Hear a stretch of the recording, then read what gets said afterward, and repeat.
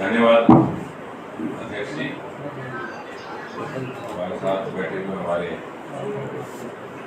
मुख्यमंत्री कविता जी, पार्टी के राष्ट्रीय मंत्री और हमारे विधायक रंधावा जी, जैसा कि अभी अध्यक्ष जी ने बताया कि उसको इमरजेंसी के मौजू को लेकर के ये प्रेस वार्ता आयोजित की गई। तो बहुत लंबा समय ना लेते हुए सीधा चर्चा पे आते हुए सबसे पहले तो ये सवाल उठता है कि ये हम इमरजेंसी की बातचीत ये चर्चा कर क्यों रहे हैं। वैसे तो देखा जाए कि एक ऐसा नामुराद कालखंड जो याद करने लायक नहीं, लेकिन फिर भी हम उसको बार बार क्यों दोहरा रहे हैं, क्यों याद कर रहे हैं? वो शायद इसलिए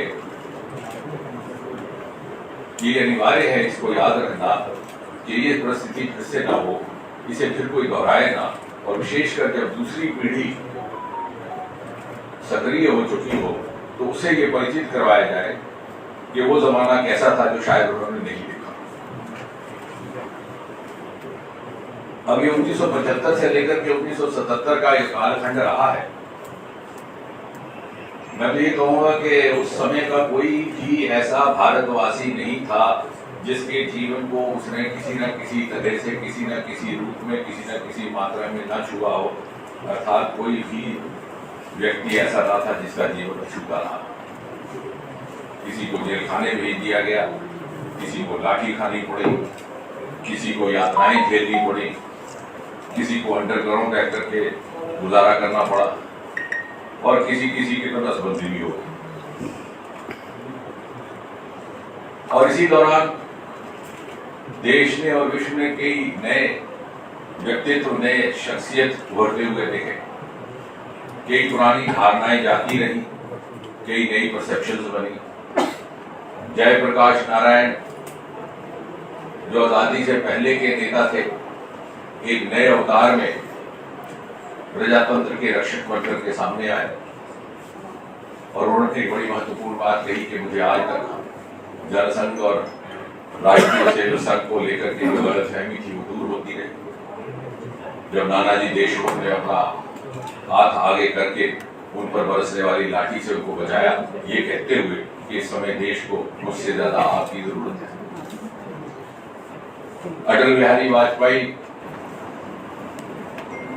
एक वक्ता के रूप में, एक मास लीडर के रूप में क्षितिज पर पहली बार जिस बुलंदी से चमके ऐसे पहले ना था। अखिल भारतीय विद्यार्थी परिषद के अरुण जेटली जी रातों रात नेशनल यूथ आइकॉन बन गए।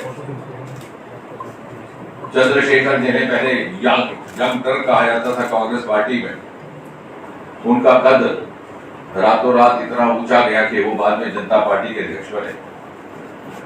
किसी ना किसी तरह से हरेक के जीवन में परिवर्तन आया। हम सब लोग भी तब, मैं तो नया नया कॉलेज में गया था, और जिस हॉस्टल में मैं रहता था उसके सामने वो संघ की एक शाखा लगती थी, जिस युवा शाखा कहा करते थे। और मैं तो नहीं जाता था शाखा में, क्योंकि सुबह सुबह 8 बजे हमारी क्लास लग जाती थी। लेकिन जो हमारे आगे पीछे से हमारे सीनियर्स थे वो मेरे ही कमरे में अपने कपड़े बदलते और जाते। और एक दिन जब उनका आना अचानक बंद हो गया तो हमने समझा कि कोई कॉलेज का टूर वूर आया होगा। लेकिन 2-1 दिन के बाद एक सीनियर अधिकारी आए संघ कार्यालय से, ये कहने के साथ उनका पूछिएगा किसी को, क्योंकि आपकी गैर मौजूदगी में शाखा पर छापा पड़ा और सबके सब जेल खाने चले गए। और आज जो लोग कहते हैं कि पत्रकारों पर किसी तरह से दबाव है, वो शायद इसलिए कहते हैं कि उन्होंने कोई जमाना नहीं देखा।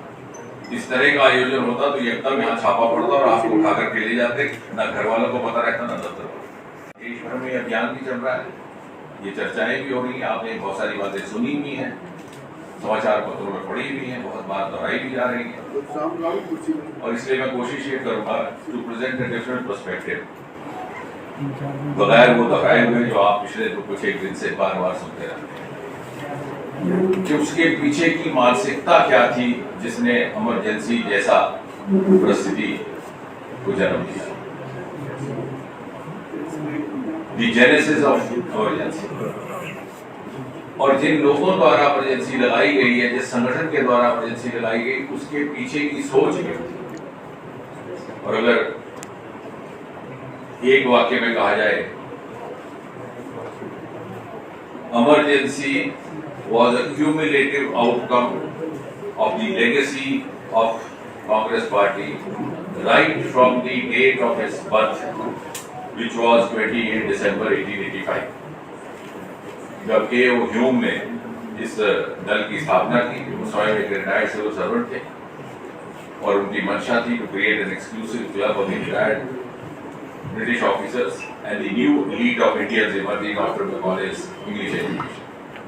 यानी कहीं भी कांग्रेस पार्टी के संस्कारों में जन्म से ही ना ही मातृभूमि के प्रति समर्पण की भावना थी,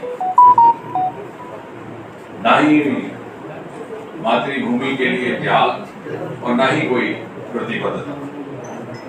और उसके डीएनए में प्रारंभ से ही परिवारवाद भी था, मोतीलाल नेहरू से लेकर के अभी तक चल रहा है। अवसरवादिता भी थी, अथॉरिटेरियनिज्म भी था और निजी स्वार्थ और राजनीतिक स्वार्थ के लिए देश हित को पीछे रख करके स्वयं को प्राथमिकता देने की प्रवृत्ति भी थी।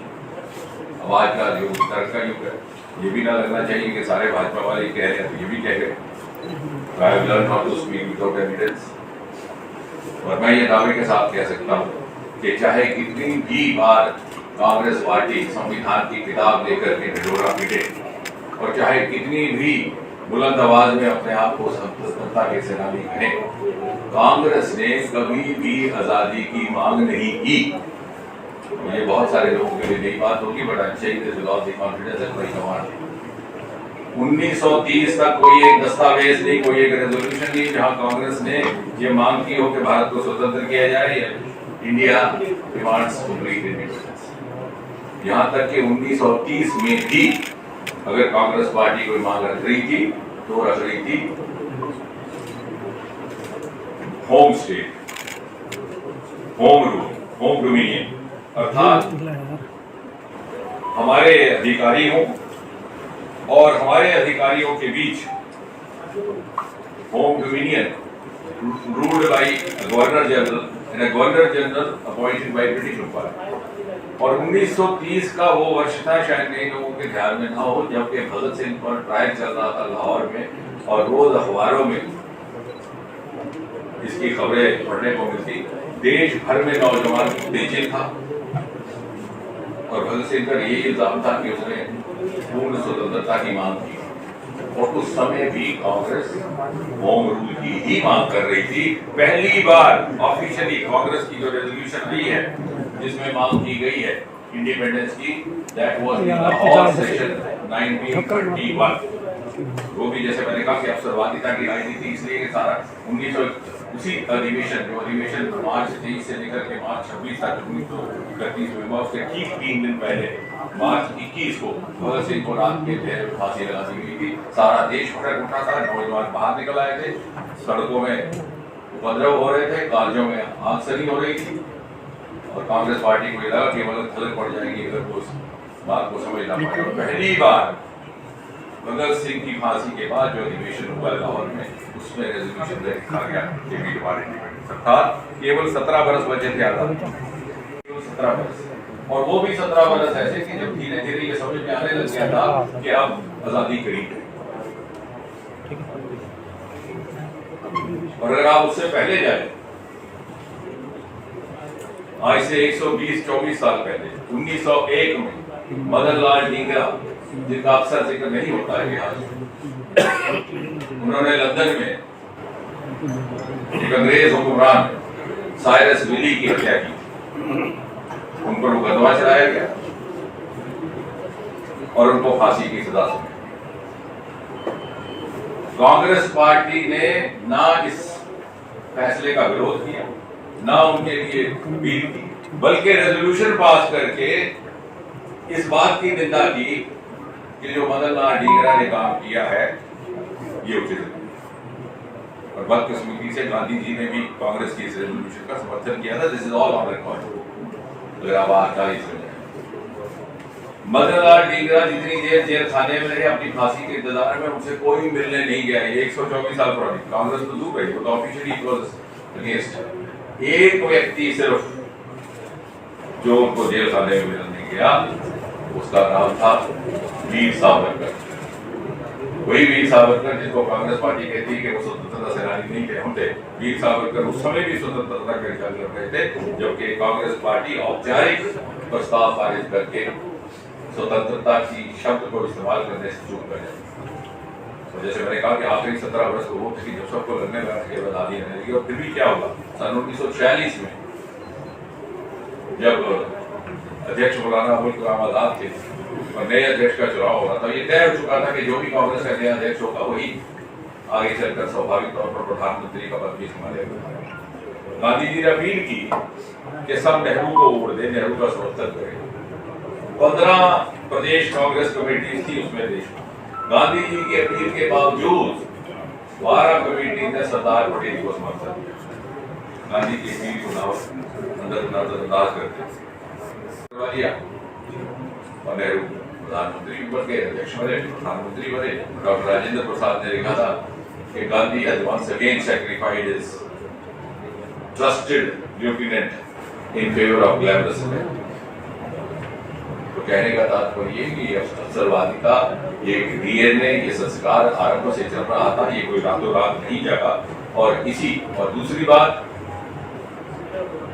भगत सिंह की फांसी के बाद एक और बात भी हुई जिसका अक्सर जिक्र कम किया जाता है। पहली बार पॉलिटिकल प्रिजनर की परिभाषा अंकित की गई, क्योंकि अंग्रेज सरकार पर इतना दबाव आ गया और ये जितने भी जेल खाने आना जाना रहा नेहरू जी का, उनके साथियों का, अधिकतर 1930 के बाद हुआ, जबकि जेल में अखबार भी मिलती थी, किताब भी मिलती थी।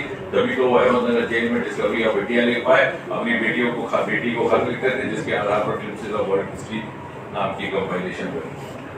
अगर उससे पहले होता तो ये भी काला पानी गए होते, जैसे वीर सावरकर गए। जम्मू के हमारे कैप्टन कॉमरेड धर्मोत्तरी थे,